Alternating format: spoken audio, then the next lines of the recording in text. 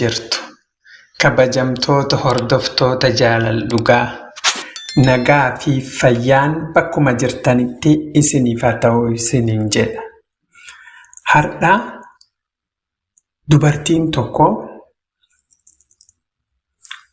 miira hinaaffatiin qabamuu isii sababni maal fa'a? Dubartiin tokko jaalala keessa yoo jirtu hinaaffan maaliif qabamtii?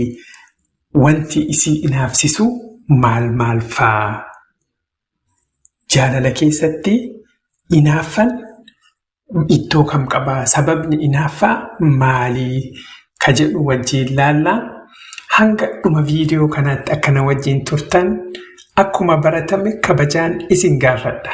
Marree hordoftoota koo jaalala keessatti hinaaffaan jiraachuu isaa beekuu fi kitaaba gurguddaa yookaan ammoo nama beekumsa guddaa qabu ta'uun nu barbaachisu ni beeknaa jechuudha. Yeroo jaalala keessa jirru hinaaffaan akka jiru ni beeknaa. Namni waa'ee jaalalaa beeku waa'ee hinaaffallee ni beekaa. Fakkeenyaaf isiin itti naafti, niitii itti naaftu, jaalallee itti naaftu, hiriyyaa itti naaftu jedhanii waan akkanaa kan hawaasa keessatti hin dubbatanii jechuudha. Ammoo namni baay'eellee nama waa'ee hinaaffaa yoo haasofnu niitiin sun hinaaftudha, isiin sun hinaaftudha jettanii namni wayii kamata keessa isin dhufu jiraachuu malaa jechuudha. Garuu hinaaffaan jaalala keessatti waan gaariidha moo waan badaa? Waan jiraachuu hin qabne moo waan jiraachuu qabu, waan barbaachisaa? Kan jedhuufillee gaaffiin sunis sababa biraa barbaaddee kan jedhudha. Ammoo sababootni gurguddaan dubartiin tokko yeroo jaalala keessa jirtu jaalallee isii irratti, abbaa warraa isii irratti haala jaalala keessa jirtuun hinaaffaa sababa isiif kennan keessaa maal fa'aa? Wantoonni jaalallee yookaan ammoo haadha manaa, abbaa manaa irratti akkasii hinaaftu goosisu maal fa'aa kan jedhuuf deebiin tokkoffaa. Niitiin kan kee yookaan jaalalleen kan kee sababni isiin sitti hinaafuu dandeettuun yeroo hundaa jaalala kan kee moobaayilii wajjiin godhatte. Kana jechuun ati fakkeenyaa fi jaalallee wajjiin man keessa jirtaa, yeroo hundaa moobaayilii kee ilaalta. Yeroo isiin kennitu, isiin maal keessa jirti, isiin akkam ta'uu jirti jettee hin gaafattu jechuudha. Moobaayilii ilaalinii miti, garuu fakkeenyaaf yeroo nama kadalagu taate moobaayilii ilaalteetti meesejii maaltu naa dhufee eenyunnaa bilbilee jettee ilaaluun rakkinaan qabu. Odoo wajjiinillee ka jiraattan taate garuu jaalallee kan kee kana osoo bakka hin kenniniif xiyyeeffannoo kee hundaa moobaayilii irra gootee wajjiin hin dubbattuu, isii wajjiin hin haasoftuu, yeroon kennituu fi yeroo kana jaalalleen kan kee sitti hinaafuun isii waan hin oollee jechuudha.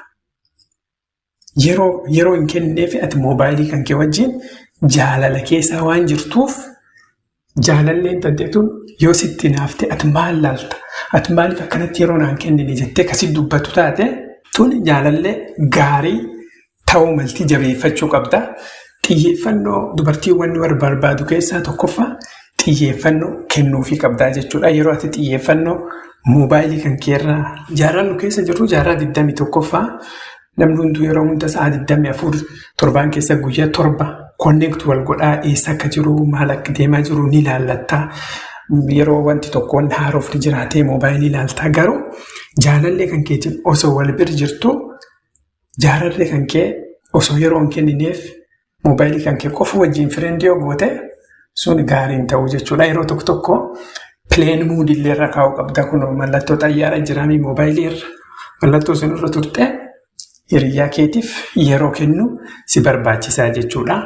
Yeroo hin kenniniif yeroo ati moobaayilii kan kee wajjin firendii taate sababa hinaaffaa ta'uu ni danda'a jechuudha. Kabira ammoo yeroo ati hiriyyaa baay'ifte. Kan jechuun maal jechuudha? Namni hunduu hiriyyaa ni qaba. Fakkeenyaaf namni dhiiraa tokko hiriyyaa wajjin bakka wayii deemuu, ka yaada wajjin wal madhatu ni qaba. Garuu fakkeenyaaf ati hiriyyaa tanaa jaalallee tanteetan fuutee wajjin man tokko keessa jirta. Isiin guyyaa guutuu kophaa oolti, atini nama biraa warra dhiiraa biraa wajjin guruppii biraa wajjin oolte quufte halkan erga namni rafuu yookaan ammoo yeroo isiin raftii halkan ka galtu taate imagine waan si dhaga'amu jechuudha. Kanaafuu yeroo ati hiriyyaa baay'ifte sababa hinaaffaa gahaa qabdi jechuudha. Jaalalleen tokko man keessatti sababa hinaaffaa gahaa qabdi. Atisii fi akkuma dura jenne xiyyeeffannoo kennuuf ittiin jirtu bakka isiin jirtu quban qabdu isiin kophaa ofii deemti. Kuni hinaaffaa fi haala akka ajaa'ibaa kan mijeessaa jechuudha. Guruppii biraa uummattee ati guruppii sun keessa hintee waa'ee jaalallee keetii kana yoo ka quban qabaanne taate maaliif yeroo naan kennine maaliif ati warruma qof jaldeenta ka jedhu gaafii si kaasuu dandeetti. Kunini sababa hinaaffaa. Hinaaffaan kun garuu fayya qabeessaa sababootni nu amma hinaaffaa kan laalu jiru sababa gahaa hinaaffaa fi dubartii tokko jaalala keessatti kaasanii jechuudha. Kabiraa ammoo yeroo atini waa'ee jaalallee kee ka duraanii yeroo hunda ka dubbatu taate fakkeenyaaf ati jaalallee qabda jaalallee sun wajjin wal loltee yookaan ammoo addaan deemtanii jaalallee kana qabatte yeroo hunda jaalallee haaraa kee kana biratti waa'ee jaalallee duraanii akkamitti akka wal jaalattan akkamitti akka waliin dhuftan akkamitti akka wal beektan waliin haasoftaa jechuudha. Waa'ee isii dhiifteti waa'ee jaalallee kee ka duraanii kun gaafii keessa kaasa. Ani nan jaalatu sila. Maaliif inni yeroo hundaa jaalallee biraa biraa sun dubbata kan jedhu gaafii keessa kaasa. Kuni hinaaffaa fi karaa akka ajaa'ibaa kanatti banaafi jechuudha jaalallee kee kana. Kanaafuu waa'ee nama jaalallee biraan duraan jaalattee waa'ee nama biraa bira teettee yeroo hundaa waan tokko kan isiin si gaafatte deebisuuf rakkina hin qabu. Garuu atini xiyyeeffannoon kan kee yeroo hundaa waa'ee gammachuu jaalallee ta'an biraa wajjin dabarsite isi dhiiftee hojjette sababa gahaa qabdii akkasitti naaftuu fi akka yeroo hunda inni maaliif waa'ee jaalallee duraanii sun dubbataa jette yaada kaasuun isii hin oolu jechuudha. Kabiraa fakkeenyaaf yeroo atiin murtii wayii murteessitee murtii sun dhumarratti jaalalleen kan kee kun dhageette. Fakkeenyaaf namni tokko hiriyyaan kan kee tokko cidha godhachuuf jedhee cidha kana waa hunda xumuree dhumarratti waraqaa yoo sitti ergee kaatiin quban qabneen ammoo nama kanaan wal bira jirta cidha isaa kana waraqaan qofa dhageette. Wanti hundi xumurame cidhi akka torbaan dhufuuti ati har'a dhageetta maaltu si dhaga'ama? Haaluma kanaa jechuudha. Hiriyyaan kan kee wajjin ka jirtan waan jiru kan kee keessa waa murteessite atini namni hunduu hiriyyoonni isii hunduu dhaga'anii isiin ammoo kaatu wajjin jirtu hiriyyaa kee jaalallee kee taate dhumarratti dhageettii jechuudha. Kunini hinaaffaa keessa ka'a. Inni maaliif akkasina godhe? Inni nan jaalatu inni osoo waan na tuffatuufi ka jedhu miirri hinaaffaa itti uumamaa jechuudha. Kanaafuu yeroo waan tokko gootu hiriyyaan kan kee kun sumaatiin godhuuf waan sun karoora qabdu dhaga'uu qabdi malee dhumarratti waan dhume wayii akka dhageettu taate sababa gahaa qabdi jechuudha. Maaliif inni akkana godhaa ka jedhu. Kabiraa ammoo yeroo isii wajjin jirtu yoo atiin fi'ineen fakkeenyaaf isii wajjin ala bahuu kaataa garuu huccuu ciccitaa wayii tokko kaan ammoo akkasii nama yeroo isiin hin qabne wayii tokko of gootee yoo baatu taate kunillee ammoo sababa hinaaffaa isiitiif ati maaliif akkanatti nan jaalattu yeroo biraa yoo ala baatu akka gaarii fe'ita yeroo isii wajjin ala baatu ammoo huccuu hin jijjiirattu uffatumman keessatti hin turte kaatee baataa kuni haala akka ajaa'ibaa kana mijeessaa fi kanaafuu hiriyyaa kan kee wajjin jirtu pirootokoolii kan kee eeyite akkaataa kan kee eeyite deemu qabdaa jechuudha. Kabiraa ammoo yoo baay'ee si jaalattellee hinaaffaa sitti godhatti jechuudha.